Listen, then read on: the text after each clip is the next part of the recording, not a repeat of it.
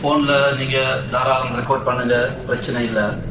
ஆனால் அதை விட பவரான ஒரு ரெக்கார்டர் அல்ல உங்களுக்கு தந்திருக்கிறோம். கவலை வாரதும் இல்லை, இது ஓத போகிறதும் இல்லை, தொலை போகிறதும் இல்லை, நோம்பு பிடிக்காது, தௌபா செய்யாது, சொர்க்கம் போகாது, நரகம் போகாது. இதில் 1000 பயான் ரெக்கார்ட் ஆகியும் வேலை இல்லை. ஆனால் உங்களோட கல்வி இருக்கிறதே அது பவர்ஃபுல் ரெக்கார்டர். அதில் இன்டென்ஷன், அதில் ஃபீலிங், அதில் கவலை வரும், உங்களை அள வைக்கும், உங்களோட வாழ்க்கையை திருப்பும், உங்களுக்கு கைட் பண்ணும், உங்களோட சொர்க்கம் வரையும் கொண்டு போய் சேர்க்கும், படைச்ச உலகத்தை படைச்ச ரப்போடு உங்களை கனெக்ட் பண்ணும். இது எல்லாமே கல்வோட தான் கனெக்ட் ஆகுது. சஹாபாக்கள் முழு தீனையும் சேவ் பண்ணி ரெக்கார்ட் பண்ணி உம்மத்துக்கு கொடுத்தாங்க. எங்க ரெக்கார்ட் பண்ணாங்க? எந்த ரெக்கார்டரும் இல்லை, எந்த பிரிண்டிங்குடைய ஏற்பாடுகளும் இல்லை. ஆனால் முழு தீனையும் A to Z அப்படியே சேவ் பண்ணாங்க. அவங்க எழுத வாசிக்க தெரியாதாக ஆக்கலாக ஆக்கினாங்க. அதனால அவங்க முழு கவனமாக கல்பால கேட்டாங்க, வாழ்க்கையாக எடுத்தாங்க, கல்புல இருந்து கல்புக்கு பாஸ் பண்ணாங்க. அதனால என்னோட தீன் இருக்குது, இது புக்லையும் போன்லையும் யூடியூப்லையும் சேவ் ஆகிற சாமான் அல்ல, சும்மா தத்துவம் அல்ல, சும்மா இன்ஃபர்மேஷன் அல்ல. இது ஒரு சக்தி, இது ஒரு பலமான தாக்கத், இது ஒரு கூவத்.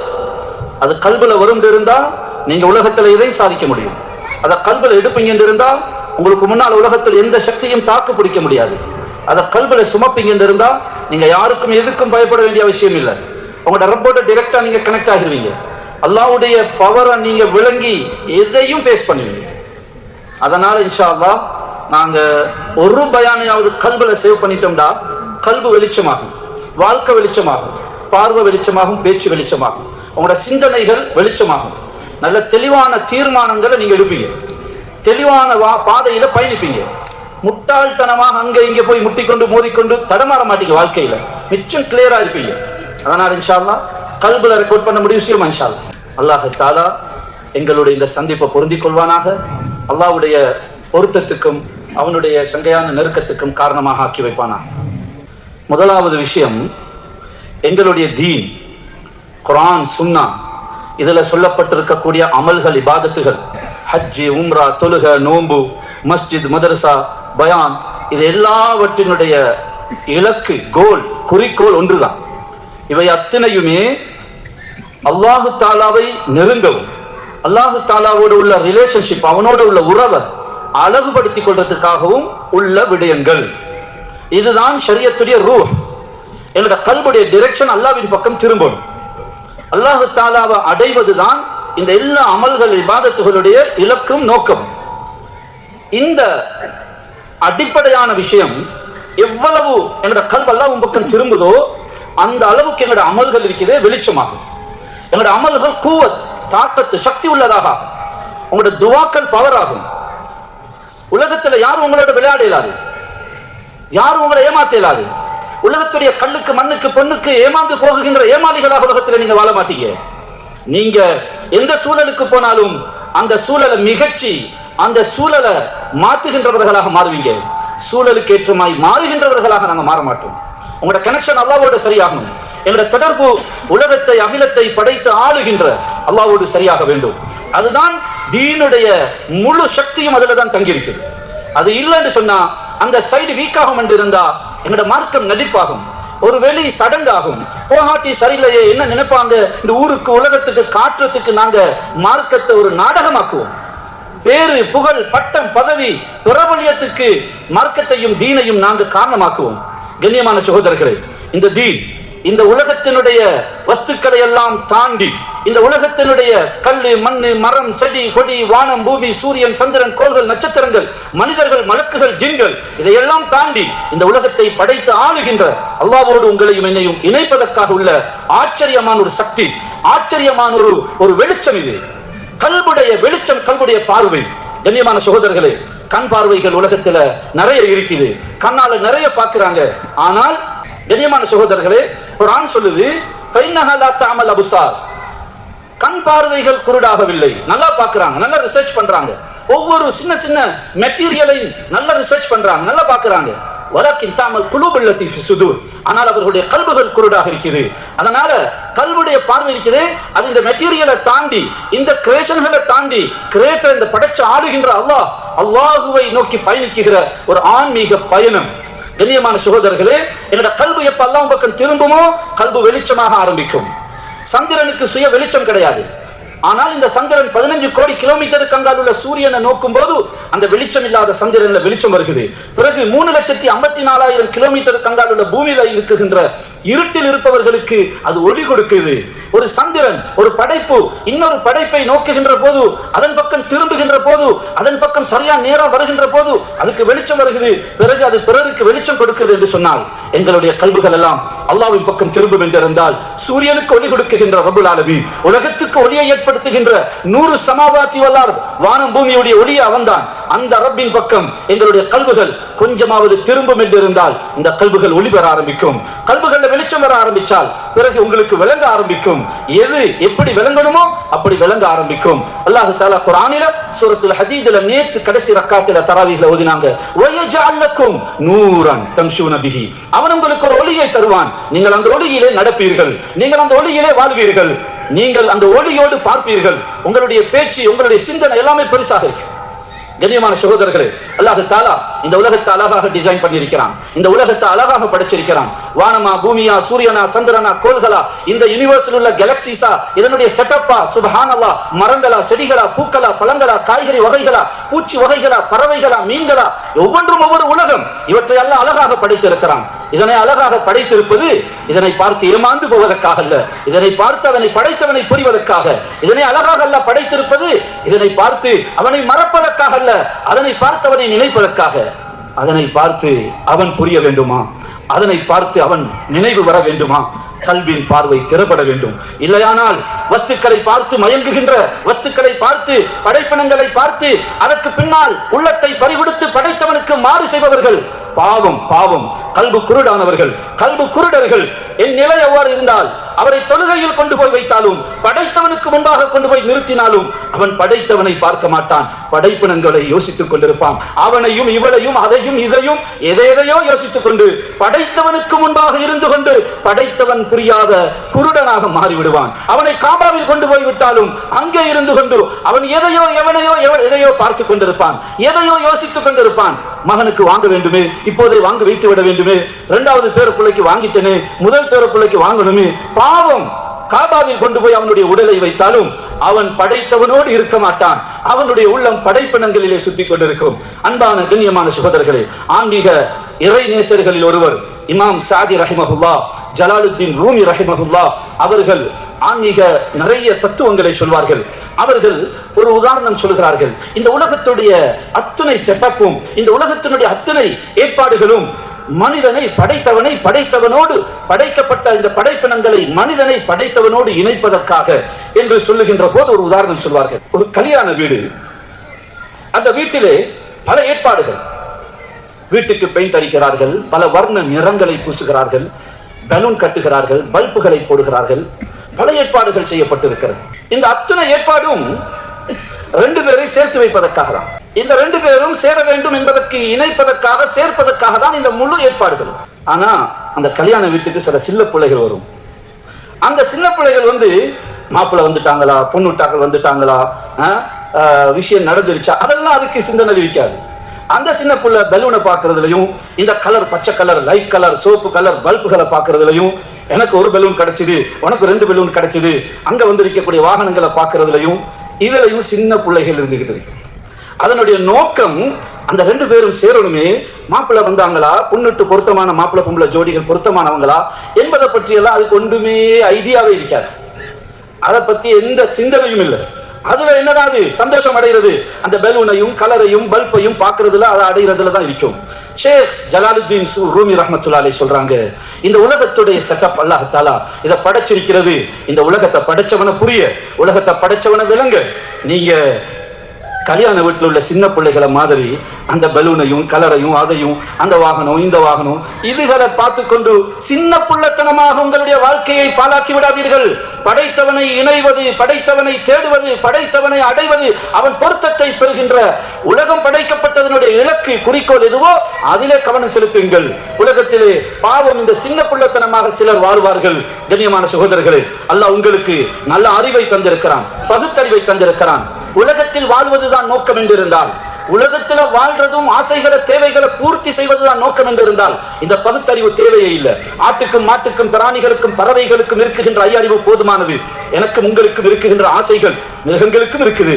அதுக்கும் பசி வருகிறது, தாகம் வருகிறது, வெயில் மழையிலிருந்து தன்னை பாதுகாத்துக் கொள்ளுது, எனிமியோட அது ஃபைட் பண்ணுது, விரோதியிடமிருந்து தன்னை பாதுகாத்துக் கொள்ளுது, குட்டிகளை குஞ்சுகளை பெத்தெடுக்குது, வீடுகளை பொந்துகளை கூடுகளை கட்டி வாழுது, உலகத்தை ஃப்ரெஷ்ஷா அனுபவிக்குது. எந்த எக்ஸ்போர்ட் இல்ல, இம்போர்ட் இல்ல, கவர்மெண்ட் இல்ல, ஹோல்சேல் இல்ல, ரிட்டைல் இல்ல, ஹாஸ்பிட்டல் இல்ல, போலீஸ் ஸ்டேஷன் இல்ல, ஜெயில் இல்ல, ஒன்றும் இல்ல. உலகத்தில் அது வாழுது, ஃப்ரெஷ்ஷா உலகத்தை அனுபவிக்குது. நல்லா விளங்குங்க, உலகத்துல வாழ்றதுதான் நோக்கம் என்று இருந்தா இந்த பகுத்தறிவு தேவையே இல்லை. ஐயறிவு மிருகங்களுக்கு இருக்குகின்ற அறிவு போதும் உலகத்துடைய தேவைகளை நிறைவேற்றிக் கொள்வதற்கு. கண்ணியமான சகோதரர்களே, எங்களுக்கு அல்லாஹ் பகுத்தறிவை தந்திருப்பது இந்த தேவைகளுக்கு அப்பாற்பட்ட ஒரு நோக்கம் என்ற வாழ்க்கையில் இருக்குது. அதுதான் இந்த உலகத்துடைய வஸ்துக்களுக்கு தாண்டி இந்த உலகத்தை வஸ்துக்களை படைத்து ஆளுகின்ற அல்லாஹுவை புரிவது, அவனை அடைவது. அல்லாஹு தஆலா எங்களுக்கு அந்த பாக்கியத்தை நசீபாக்க வேண்டும். கண்ணியமான மேலான பெரியவர்களே, சகோதரர்களே, எனவே இது நாங்க விரிவாக பேசி பேசி எங்களுடைய கல்வில இருக்கிற அழுக்குகளை கழுகி தொடச்சி அல்லாஹ்வுடைய மகத்துவத்தை, அவனுடைய அன்பை, அவனுடைய மஹப்பத்தை, அவனுடைய மாரிஃபத்தை கல்வில இறக்க நாங்க பாரிய முயற்சி செய்யணும். பல தடவை இதுகளை பேசணும், கேட்கணும். கண்ணியமான சகோதரர்களே, உள்ளத்துடைய இயல்பு என்னண்டா, யதார்த்தம் ஒரு பொருளுடைய அழகை பார்த்தா அதை அடைய பார்க்கும், அதன் பக்கம் உள்ளம் சாஞ்சிரும். யாராவது எங்களுக்கு உபகாரம் செஞ்சுட்டா அவரோட அன்பு வந்துடும். அந்த மனுஷன் எனக்கு மறக்கவே இயலாது, எனக்கு இப்படி ஒரு கட்டத்தில் ஹெல்ப் பண்ணவர் அப்படின்னு ஒரு யாராவது ஒரு உதவி செஞ்சுட்டா, உபகாரம் ஒரு ஹெல்ப் பண்ணிட்டா என்னோட உள்ளம் அவர் பக்கம் சாஞ்சிரும். ஒரு அழகான பொருளை பார்த்துட்டா அதை அடையணும், அது மாதிரி காரை நான் வாங்கணும், இது மாதிரி ஒரு லேப்டாப் எடுக்கணும், போனோட வாங்கணும், ஏதாவது ஒரு பொருளுடைய அழகை பார்த்தா உள்ளம் அதை அடையணும்னு ஆசைப்படுகிறது. கண்ணியமான சகோதரர்களே, இதுதான் உள்ளத்துடைய யதார்த்தம், உள்ளத்துடைய இயல்பு. இந்த உள்ளம் இந்த மெட்டீரியல்களுடைய அழகையும் அதனுடைய திறமையையும் அழகையும் பார்த்து அதை அடைய ஆசைப்படுகிறதுண்டா, யாராவது ஒரு சிலர் எப்பயாவது உதவி பண்ணிட்டா அதை மனசு விளங்கும் போது அவரோட அன்பு வருகிறது என்று சொன்னா இந்த உள்ளம் அந்த அல்லாஹ்வை விளங்கும் என்று இருந்தா, அந்த அல்லாஹ்வுடைய மகத்துவத்தை புரியும் என்று இருந்தா, இந்த அல்லாஹ் எங்களுக்கு செய்திருக்கின்ற உபகாரங்களை இந்த உள்ளம் புரியும் என்று இருந்தால் இந்த உள்ளம் அவனை ஒரு நாளும் மறக்காது. அந்த அவனின் பக்கம் உள்ளம் சாய்ந்து விடும், அவனை தேடும். யா அல்லாஹ், நீ என்னை மன்னி, நான் எனக்கு உன்னுடைய அன்பு வேணும், உன்னுடைய பொருத்தம் வேணும் என்று இந்த உள்ளம் துடிக்கும். இந்த உள்ளம் தாகத்துல துடிக்கிற மாதிரி அல்லாஹ்வை தேடும், நாடும். அப்படியான உள்ளங்களுக்கு அல்லாஹ் வழிகாட்டுவான், வழியை ஓப்பன் பண்ணுவான், வாசல்களை திறப்பான். அவருடைய வாழ்க்கையினுடைய இன்பமே வேறு சகோதரர்களே. அவர் பெட்ல படுத்துக் கொண்டிருப்பாரு, அவரோட பாடி பெட்ல இருக்கும், அவரோட கல்வி அல்லாஹ்வோட இருக்கும். எல்லாரும் நினைப்பாங்க வைஃபோட பக்கத்துல தூங்குறாரு, வைஃப் தூக்கம், பிள்ளைகள் தூக்கம். ஆனா இவருடைய உள்ளம் அல்லாஹ்வோட இருக்கும். இவர் பஸ்ல ட்ரெயின்ல இருப்பாரு, பிளைட்ல இருப்பாரு, உடம்பு எங்க இருக்குது, பஸ்ல ட்ரெயின்ல பிளைட்ல இருப்பாரு, ஆனா அவருடைய கல்வி அல்லாஹ்வோட இருக்கும். அந்த ஒரு இன்பகரமான ஆன்மீக பயணம் கண்ணியமான சகோதரர்களே, அதை நானும் நீங்களும் மூத்துக்கு முன்னால அந்த பயணத்துடைய இன்பத்தை அனுபவிக்க வேண்டும். அல்லாஹ்விடத்திலே கேளுங்கள், அல்லாஹ்விடத்தில் ஒன்றை செய்யுங்கள். ஒரு 2 ரக்காத் ஸலாத்துல் ஹாஜத் தொழுது அல்லாஹ்விடத்தில் அல்லாஹ்வையே கேளுங்க. ஸலாத்துல் ஹாஜாண்டா தேவை, தேவைகள் நிறைவேறுவதற்காக தொழுகின்ற தொழுகை. நிறைய பேர் ஹாஜத்துன்னு தொழுகிறாங்க. ஜொப் கிடைக்கணும், கல்யாணம் நடக்கணும், குழந்தை கிடைக்கணும், பணம் கிடைக்கணும், வீடு அமையணும், இதெல்லாம் ஹாஜத்துகள், தேவைகள். கட்டாயம் அதுக்கு தொலைதான் வேணும். ஆனால் எனக்கு ஒரு நாள் கூட அல்லாஹ் வேணுமே, அல்லாஹ் கிடைக்கணுமே என்ற எண்ணமே எனக்கு வரலையே. யா அல்லாஹ், நான் ஒரு 2 ரக்காத் போய் அல்லாஹ்ட்ட போய் நிக்கணும். யா அல்லாஹ், ஸலாத்துல் ஹாஜதி அன்த, என்னுடைய தேவை எனக்கு ஒன்றும் இல்லை. யா அல்லாஹ், எனக்கு நீ வேணும், உன்னுடைய அன்பு வேணும், உன்னுடைய மன்னிப்பு வேணும், உன்னுடைய பொருத்தம் வேணும் என்று அல்லாஹ் இடத்துல ஒரு 2 ரக்காத் தொழுது அல்லாஹ்ட்டையே அல்லாஹ்வை கேளுங்க. செய்வோமா இன்ஷா அல்லாஹ்? இந்த இரவு தொழுங்க. இப்ப கொஞ்சம் டைம் கிடைக்கும் இடையில நீங்க பேசாம ஒரு சைட்ல போயிட்டு ஸலாத்துல் ஹாஜத் தொழுங்க. 2வது ஒரு விஷயம் செய்யுங்க, அல்லாஹ்வோட கதைங்க, அல்லாஹ்வோட பேசுங்க, அல்லாஹ் இடத்துல பேச ஆரம்பிங்க. அல்லாஹ்வோட கொஞ்ச நாள், ஒரு நாளைக்கு ஒரு 10 நிமிஷத்தை 10 மினிட்ஸ் ஒதுக்குங்க. நான் அல்லாஹ்வோட கதைக்க போறேன். ரூமை மூடுங்க, முசல்லாவை விரிங்க. உங்களோட பெட்ரூம்ல, நீங்க பள்ளியில, எங்க உங்களுக்கு ஒரு தனிமை கிடைக்குதோ, உங்களோட கார்ல உட்கார்ந்து தனியா நீங்க டிராவல் பண்றீங்க, ஆபீஸுக்கு போறீங்க, நீங்க அந்த தனிமைய போனுக்கும் அதுக்கும் இதுக்கும் எதையோ பார்க்க, எதையோ கேட்க, யாரோடையோ பேச, அந்த தனிமைகளை பயன்படுத்துறதை விட்டுட்டு உங்களுக்கு தனிமை கிடைச்சா அந்த தனிமையை அல்லாஹ்வோடு கதைக்க, அல்லாஹ்வோட பேச பயன்படுத்தி பாருங்க. கல்வில சரியான ஒரு ஹாப்பினஸ், ஒரு சந்தோஷம், ஒரு லைட்னஸ், ஒரு வெளிச்சம் நீங்க ஃபீல் பண்ணுவீங்க. கண்ணியமான சகோதரர்களே, நாங்க யாரோடையாவது பேசினா, நானும் நீங்களும் பேசினா கல்புக்கு ஒரு மகிழ்ச்சி வர மாதிரி இருக்குது. நாங்க எல்லாரும் சாதாரண மக்கள், பாவிகள், பலகீனர்கள். நாங்க ஒருவருக்கு ஒரு நல்ல விஷயங்களை பேசினா கல்புக்கு ஒரு மகிழ்ச்சி, ஒரு வெளிச்சம் வர மாதிரி விளங்குதுண்டா, அல்லாஹ்வோடயே பேச முடியும்டா. அந்த ரப்போடு பேசி பாருங்க, கல்பு வெளிச்சமாகும், கல்பு சார்ஜ் ஆகும், கல்புடைய அழுக்குகள் நீங்கும். சகோதரர்களே, அல்லாஹ்வோட பேசுறதுக்கு அவர் ஆலிமாக இருக்கணும், ஹாவிஸா இருக்கணும், அல்லது அப்படி இருக்கணும் இப்படி இருக்கணும், எந்த கட்டுப்பாட்டையும் அவன் வைக்கல. அவனுடைய அடியாறுகளோடு உள்ள அளவு கடந்த அன்பு பாசம் அல்லாஹ் எந்த கட்டுப்பாட்டையும் வைக்கல. ஒரு நாட்டுடைய ஜனாதிபதி ஆகிட்டார்னா அவரோட எல்லாரும் பேச இயலாது, அவரோட எல்லாரும் நெருங்க இயலாது, அவரை கண்டடங்கள்ல எல்லாம் பேச முடியாது, இரவு 1 மணிக்கு போய் அவரை சந்திக்க இயலாது. யாரு ஒரு மனிதர் சாப்பிட்டா மலம், குடிச்சா சிறுநீர், செத்தா பணம், முடிஞ்சு போச்சு, அவ்வளவுதான். ஆனா அவருக்கு ஒரு போஸ்டுக்கு வந்துட்டா அவரை பார்க்க நெருங்க பேச இயலாது. சுப்ஹானல்லாஹ். அரசனுக்கெல்லாம் பெரிய அரசன் அந்த ரஹ்மான், அந்த ரஹீம், அந்த ஹன்னான், அந்த மன்னான், அந்த ஜப்பார், கஹ்ஹார், வஹ்ஹாப், ரஸாக், அந்த ரப்புல் ஆலமீன். அவனோட யாரும் பேசலாம், அவனோட யாரும் கதைக்கலாம், அவனோட யாரும் நெருங்கலாம்.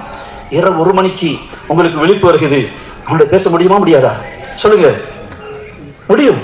நீங்க ரூம்ல இருக்கிறீங்க, ரூம்ல இருந்து அல்லாஹ்வோட கதைக்க முடியுமா முடியாதா? சொல்லுங்க. முடியும். நீங்க அல்லாஹ்வோட கதைக்க பள்ளிக்கு வரணும், ஹஸரத்துல பெர்மிஷன் கேட்கணும், அல்லது மக்காவுக்கு போகணுமா?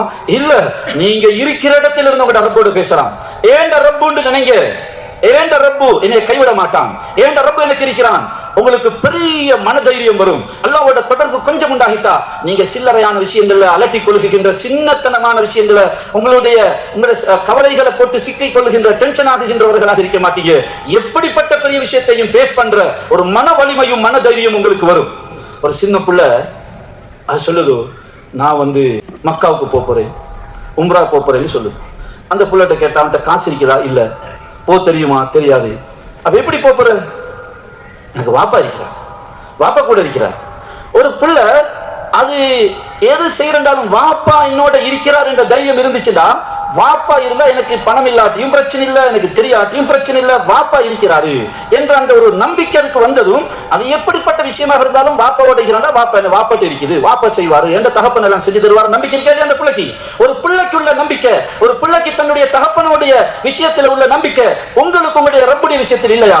ஏன் நீங்க எங்கெங்கயோ போறீங்க? யார் யாரிடமோ போய் கை கட்டி நிக்கிறீங்க? எங்கெங்கயோ போய் கஷ்டப்படுகிறோம். எங்க போறீங்க? உங்களுடைய சங்கையான அல்லாஹ்வை விட்டு உங்களை திசை திருப்பியது எது என்று குர்ஆன் கேட்குது. எனவே கண்ணியமான சகோதரர்களே, இந்த 2 விஷயத்தை அல்லாஹ்வோட தொடர்பு உண்டாக்க, ஒன்று சலாத்துல் ஹாஜத் இடக்கிட தொழுங்க, அல்லாஹ்ட்டையே அல்லாஹ்வை கேளுங்க. 2வது தனிமைகள் கிடைச்சிட்டா நிறைய பேர் அந்த தனிமைகள்ல போன்லையும் நெட்லையும் எதுலையோ, சிலவங்க பாவத்துல, சிலவங்க எதுலையோ கழிக்கிறாங்க. தனிமைகளை அல்லாஹ்வோட கதைக்கிறதுல கழிங்க, அல்லாஹ்வோட பேசி பாருங்க. அல்லாஹ்வோட ஒரு முஸல்லாவை போட்டு அந்த உங்களுக்கு தெரிஞ்ச பாஷையில பேசுங்க, உங்களோட கொச்ச பாஷையில பேசுங்க.